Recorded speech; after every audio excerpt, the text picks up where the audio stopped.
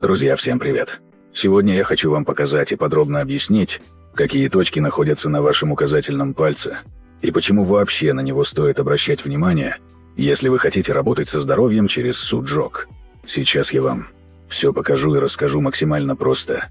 Первые две точечки. Вот здесь у нас находятся глазки, нос и рот, то есть здесь, на верхней части указательного пальца, расположена проекция нашего лица, друзья. Если есть напряжение в голове, усталость глаз, головные боли с этой зоной, можно работать очень аккуратно. С боковой стороны пальца у нас находятся проекции ушей. Вот здесь получается правое ушко, а с этой стороны левое ухо, друзья. Это важно знать, потому что через уши идет очень сильная связь с нервной системой, с равновесием, с общим состоянием организма. Вот здесь, посередине пальца, находится точка сердца, друзья. Рядом с ней располагаются легкие. Здесь правое легкое, а здесь левое легкое. Работа с этими зонами может быть полезна при усталости, поверхностном дыхании, напряжении в грудной клетке. Чуть ниже у нас начинается проекция брюшной полости. Вот здесь находится проекция желудка, друзья.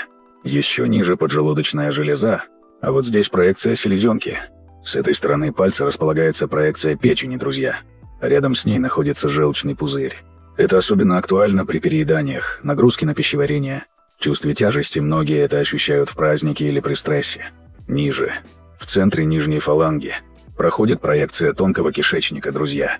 А по краю фаланги идет проекция толстого кишечника, вот она. Смотрите, проходит по дуге.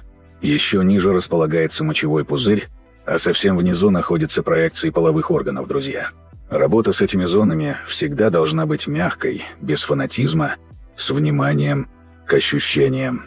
Теперь важный момент, друзья. С обратной стороны указательного пальца находится проекция нашей спины и позвоночника. Сверху это шейный отдел позвоночника, чуть ниже грудной отдел, еще ниже поясничный отдел, а в самом низу располагаются крестец и копчик, друзья. Вот здесь они находятся, обязательно обращайте внимание. Также по схеме проекции насекомого в суджок-терапии здесь у нас располагаются проекции рук и ног. Вот здесь ручки, а вот здесь ножки. Это тоже можно использовать в работе. Как мы можем воздействовать на указательный палец и, соответственно, на внутренние органы и позвоночник? Все очень просто. Мы можем хорошо растирать палец, аккуратно надавливать, делать массаж, использовать тепло, либо просто мягко стимулировать зону. Самое главное понимать, на что именно вы воздействуете, и делать это осознанно. Также вы можете отмечать точки маркером. Я показываю пример зеленый маркер. Зеленый цвет в суджок-терапии – это цвет нормализации, восстановления и гармонизации. Вы можете поставить точки на те зоны, которые вас беспокоят, и даже просто их ношение уже будет давать мягкий эффект, друзья. Эта методика не имеет жестких противопоказаний. Она подходит для ежедневного использования, и главное делать все спокойно и без чрезмерного давления. В этом видео я хотел вам показать, насколько указательный палец важен, и что на нем находятся такие же серьезные проекции, как и на ладони. Пользуйтесь на здоровье, друзья. Подписывайтесь на канал.